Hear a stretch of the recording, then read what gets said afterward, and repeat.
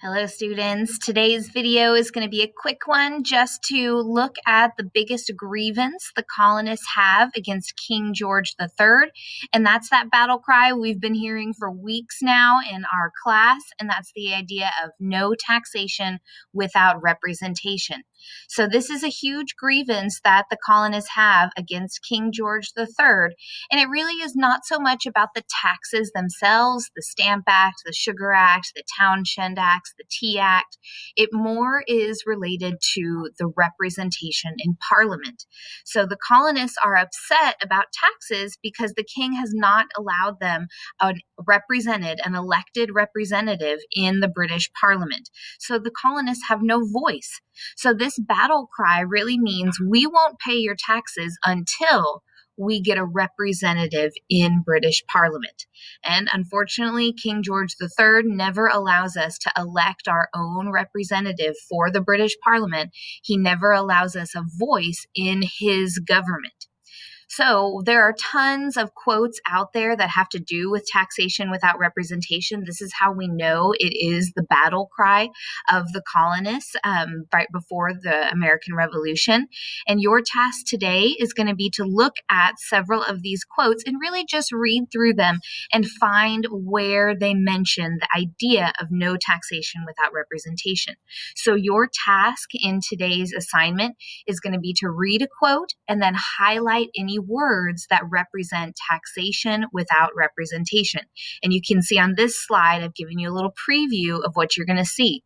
So you're going to find the words in the quotes that have to do with taxation without representation.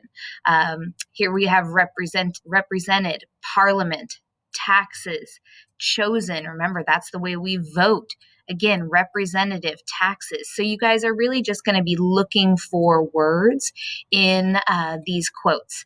So I want to go over a couple of sample quotes for you really quickly. Right here. So this is the main one. This is the quote from the Declaration of Independence. So this is the actual grievance that we send to King George III in the Declaration of Independence. And it's very short and sweet. Okay, but all we need to do is highlight the words that represent no taxation without representation. It says, he has been imposing taxes on us without our consent. Obviously, there's taxes, right? That has to do with taxation without representation. But what about the idea of representation? I wonder where that word shows up. We think about how do we get representatives? We vote for them. And how do we give our permission to the government? It's about voting. And this word consent is about voting. So those are your two words that you would highlight. All right, one more quotation. That way you guys are familiar with today's expectation. All right, this one comes from the Sons of Liberty, who were the organizers of the Boston Tea Party. All right, they say, it is essential to the freedom and security of a free people that no taxes be imposed upon them, but by their own consent or their representatives.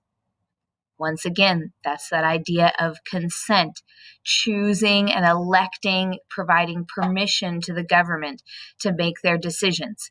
And clearly, there's our idea of representation with representatives. All right, I hope this video is helpful for you guys. I look forward to seeing your responses.